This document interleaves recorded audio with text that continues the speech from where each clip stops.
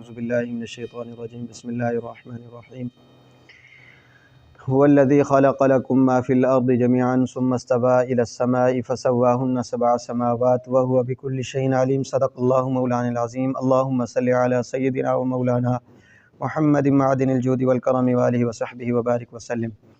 فرمایا وہی ہے جس نے پیدا کیا تمہارے لیے جو کچھ زمین میں ہے سب کا سب، پھر قصد فرمایا، پھر ارادہ فرمایا آسمانوں کی طرف، تو ٹھیک ٹھیک بنا دیے 7 آسمان، اور وہ ہر چیز کو خوب اچھی طرح جاننے والا ہے۔ یہ آیت بہت عظیم آیت ہے۔ اس میں سے ایک قاعدہ نکلتا ہے الاصل فی الاشیاء الاباحہ، کہ اصل یہ ہے کہ ہر چیز جائز ہے، مباح ہے۔ پہلے ترجمہ دوبارہ سن لیں۔ فرمایا وہی ذات ہے جس نے تمہارے لیے پیدا کیا جو کچھ زمین میں ہے سب کا سب، سارے کا سارا اس نے تمہارے لیے پیدا کیا، یعنی جو کچھ بھی پیدا کیا ہے وہ سارا تمہارے لیے حلال ہے، وہ سارا تمہارے لیے حلال ہے۔ تو اس سے یہ معلوم ہوا کہ اللہ تعالیٰ نے جو چیزیں پیدا کی ہیں وہ انسان کے لیے ہی پیدا کی ہیں۔ تو جو زمین میں جو اناج اگتا ہے، جو جانور ہیں، جو چیزیں ہیں، پہاڑ ہیں، معدنیات ہیں، کانیں ہیں، بہت ساری چیزیں ہیں، ذخیرے ہیں، یہ سارے انسانوں کے لیے ہیں۔ اور پھر جو چیزیں فائدے والی تھی وہ بتا دی، اور جو چیزیں نقصان دینے والی تھی ان کا علیحدہ ذکر کر دیا۔ جو چیزیں نقصان دہ تھی ان کا علیحدہ ذکر کر دیا، ان کے بارے میں فرما دیا یہ بھی تمہارے لیے جائز نہیں، یہ بھی جائز نہیں، یہ بھی جائز نہیں۔ اب جن کے بارے میں نہیں ذکر آیا نا کہ بھئی یہ جائز ہیں یا ناجائز ہیں، جن کے بارے میں ذکر نہیں آیا وہ حلال ہیں۔ جن کے بارے میں آ گیا ذکر کہ بھئی یہ حرام کر دی گئی ہیں تو وہ حرام ہیں، اور جن کے بارے میں ذکر نہیں آیا یہ حلال یا حرام، وہ حلال ہیں۔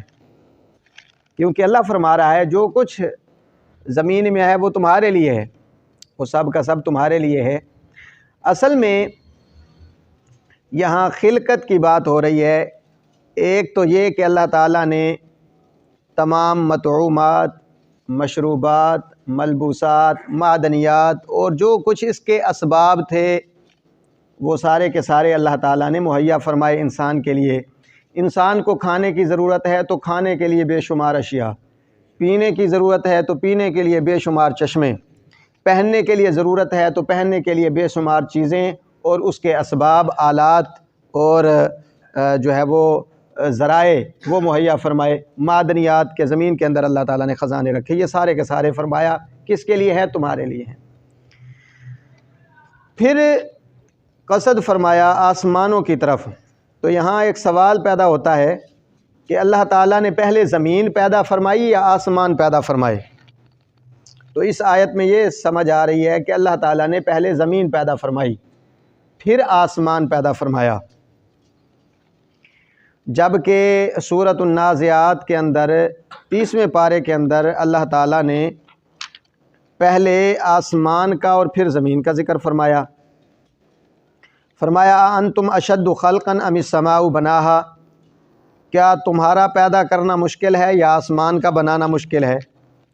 اس نے آسمان کو بلند کیا اور پھر اس کو جو ہے وہ ٹھیک ٹھیک بنایا، رات کا اندھیرا کیا اور اس میں روشنی نکالی، اور زمین کو اس کے بعد بچھایا، والارض بعد ذلک دحاہا، اور زمین کو اس کے بعد بچھایا، یعنی آسمان کے بعد زمین کو بچھایا۔ اس آیت میں پہلے زمین کا ذکر ہے اور بعد میں آسمان کا ذکر ہے۔ تو تخلیق میں زمین پہلے ہے، تخلیق میں اللہ تعالیٰ نے پہلے زمین پیدا فرمائی، زمین پیدا فرمانے کے بعد پھر آسمان بنایا، اور آسمان بنانے کے بعد پھر زمین کو پھیلا دیا، بچھا دیا۔ زمین پر چونکہ سارا پانی کا پانی تھا، اور پھر پانی کو خشک فرمایا اور زمین کو پھیلا دیا اور اس کو بچھا دیا، تو زمین کا بچھانا بعد میں ہے، تخلیق پہلے ہے، پہلے زمین پیدا فرمائی پھر آسمان پیدا فرمایا۔ اب دوسرا سوال یہ ہے کہ آسمان کے لیے فرمایا 7 آسمان، زمین کے لیے فرمایا صرف زمین۔ اگر آسمان بھی 7 ہیں اور زمین بھی 7 ہیں تو پھر 7 زمینوں کا ذکر کیوں نہیں کیا، صرف ایک زمین کا کیوں ذکر کیا، اور 7 آسمانوں کا تو ذکر کیا، جبکہ زمینوں کے بارے میں بعض آیات میں ہے کہ وہ بھی 7 زمینیں ہیں۔ وہ ہمارے استاد صاحب نے ایک لطیفہ ہمیں سنایا تھا، وہ مجھے یاد آ گیا، سنا دیتا ہوں آپ کو، کہ بڑی مشہور مغل سلطنت مغلیہ میں ایک عالم تھے جس کو کہتے تھے ملا دو پیازا۔ ملا دو پیازا ایک دفعہ ایسا ہوا کہ ہمسایہ ملک کی طرف سے انہوں نے کوئی مناظر بھیجے، ابھی ہمارے عالم سے مناظرہ کرو۔ تو اب بادشاہ پریشان ہوا، ابھی یہ مناظرے کے لیے تو بھیج رہے ہیں، ہمارے پاس اس وقت کوئی مناظرے کے لیے تیار نہیں ہے، اور انہوں نے ساتھ یہ بھی دھمکی دی اگر تم نے ہمارے مناظر کے ساتھ مناظرہ نہ کیا تو پھر جنگ کے لیے تیار ہو جاؤ۔ 2 اور تھے، تو انہوں نے کہا چلو ٹھیک ہے مناظرے کے لیے بھیج دو۔ اب جب مناظرے کے لیے وہ آئے تو بادشاہ نے جو ہے وہ اپنی مشاورت قائم کی اور پوچھا بھی کوئی ہے جو مناظرہ کرے ان کے مناظر سے، وہ بہت بڑا مناظر ہے۔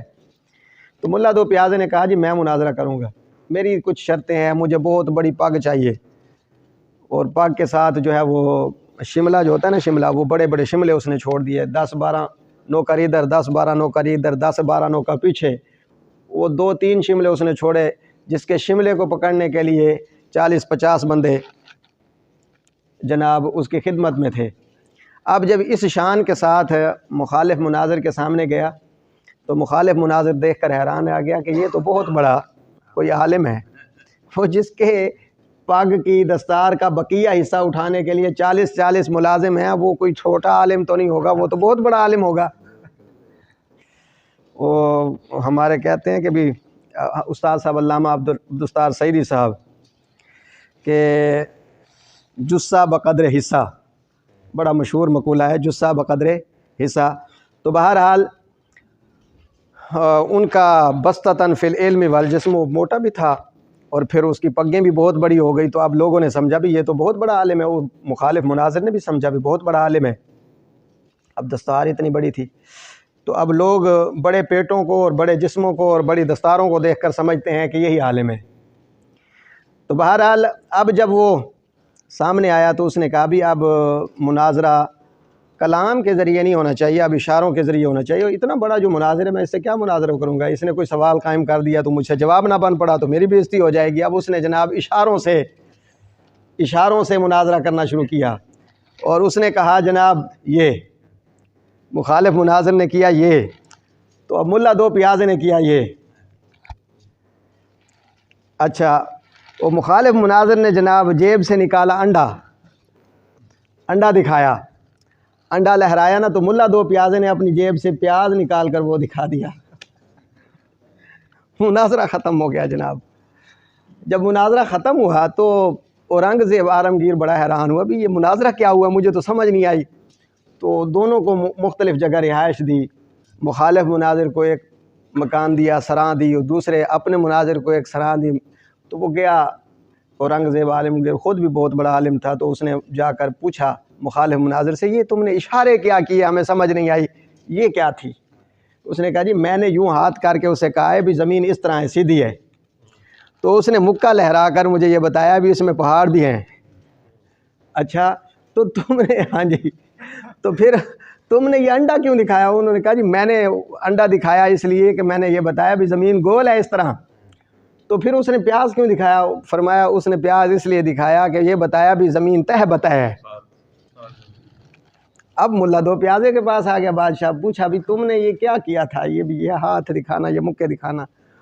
تو اب ملا دو پیازا وہ تھا تو پورا سورا، وہ مزاحیہ تو تھا، بہرحال علمی لحاظ سے اتنا قابل نہیں تھا، لیکن بادشاہ کے دربار میں اس کو بڑی وقت تھی۔ تو اسے پوچھا بھی کیا تھا؟ اس نے کہا جی وہ کہہ رہا تھا تو یہ چانڈ ماراں گا میں۔ تو میں نے اسے مکہ دکھایا، میں تجھے مکہ ماروں گا۔ اچھا تو پھر یہ پیاز کا کیا چکر تھا اور انڈے کا؟ وہ کہتا ہے بھی میں انڈے کھاتا ہوں، تو میں نے کہا میں پیاز ڈال کر کھاتا ہوں۔ تو یہ بہرحال یہ زمین و آسمان کی بات ہے، تو فرمایا زمین ہے تہ بتہ اور آسمان ہے، ہر آسمان اور دوسرے آسمان کے درمیان 500 سال کی مسافت ہے۔ ہاں جی، علیحدہ علیحدہ ہیں۔ اور پھر یہ جو اب فلسفی انکار کر رہے ہیں نا آسمانوں کا، یہ قرآن سے مخالفت ہے۔ قرآن نے آسمانوں کا 7 آسمانوں کا ذکر کیا ہے۔ اب جو سائنس ہے وہ کہتی ہے جی آسمان ہے منتہائے نظر کا نام، جہاں تک نظر جاتی ہے اس کے بعد جو ہے وہ کیا ہے، تم سمجھتے ہو یہ آسمان ہے، وہ فضا ہے، کوئی آسمان نہیں ہے۔ تو اب اس کی دیکھا دیکھی کوئی لوگ قرآن کو پڑھے بغیر پھر انکار بھی کر بیٹھتے ہیں۔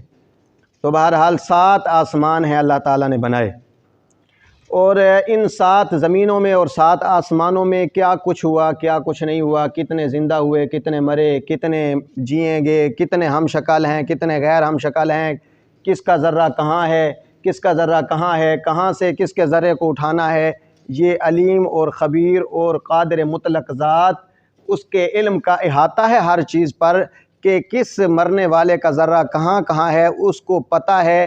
اللہ تعالیٰ ہر چیز کو پھر اپنی اپنی اصلی حالت میں لے آئے گا۔ جس کے لیے آسمان بنانا مشکل نہیں ہے، اس کے لیے کمزور سا انسان بنانا جو کہ پہلے بنا چکا ہے، دوبارہ بنانا اور پیدا کرنا بھی مشکل نہیں ہے۔ تو فرمایا وہی ذات ہے جس نے تمہارے لیے پیدا کیا جو کچھ زمین میں ہے سب کا سب، ثم استویٰ، پھر قصد فرمایا آسمانوں کی طرف، تو آسمان 7 ٹھیک ٹھیک بنا دیے، اور وہ ہر چیز کو خوب جاننے والا ہے۔ جانور پیدا کیے تیری غذا کے واسطے، چاند سورج اور ستارے ہیں ضیاء کے واسطے، سب خدائی تیرے لیے اور تو خدا کے واسطے۔ آمین۔ بسم اللہ الرحمن الرحیم۔ اللہم صلی علی سیدنا و مولانا محمد وعلی آل سیدنا و مولانا محمد وبارک وسلم وصلی علی ربنا آتنا فی الدنیا حسنۃ وفی الآخرۃ حسنۃ وقنا عذاب النار، وصلی اللہ تعالی علی خیر خلق محمد وعلی